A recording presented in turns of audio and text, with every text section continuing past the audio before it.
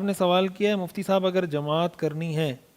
ایک رکعت ابھی ہوئی ہے یا ہونے والی ہے اور اس دوران پیشاب کے قطرے گر جاتے ہیں تو کیا کرنا چاہیے؟ بس یہ ڈیپینڈ کرتا ہے اس پر کہ اگر آپ شرعی طور پر معذور ہیں. شرعی طور پر معذور کون ہوتا ہے اس کے حوالے سے ہم نے کئی دفعہ بات کی ہے، ہمارے یوٹیوب چینل اور فیس بک پیج وغیرہ پر موجود ہوگا،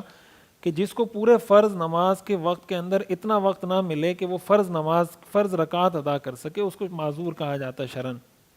اگر ایسا آدمی نماز پڑھ رہا ہے وہ تو کنٹینیو کرے اپنی نماز کو، لیکن اگر وہ معذور نہیں ہے شرعاً تو پھر وہ وضو کرے گا اور وضو کرنے کے بعد دوبارہ نماز پڑھے گا کپڑے صاف کر کے. صاحب نے سوال کیا ہے کہ کمیٹی کے پیسے اکٹھے کر کے عمرے کی نیت کی تھی، ساتھ ہی والد کے روزے اور نماز کے قضا ادا کریں، ان دونوں میں سے کون سا افضل ہے؟ دیکھیں یہ تو آپ کی مرضی، جو آپ کرنا چاہیں. اگر والد صاحب پر روزے کی کچھ روزے کے